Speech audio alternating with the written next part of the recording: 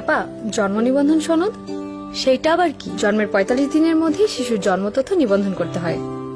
তাইলে দ্বিতীয় ডোজের সময় অবশ্যই জন্ম নিবন্ধন সনদ সাথে আনবেন। ঠিক আছে।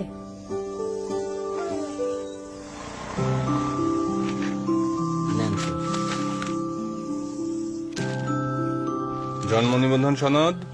ও তা তো করাই হয় নাই। শিশুর স্কুলের ভর্তির জন্য জন্ম নিবন্ধন সনদ অত্যাবশ্যক। বুঝলেন তো যথাসময়ে জন্ম নিবন্ধনের গুরুত্ব।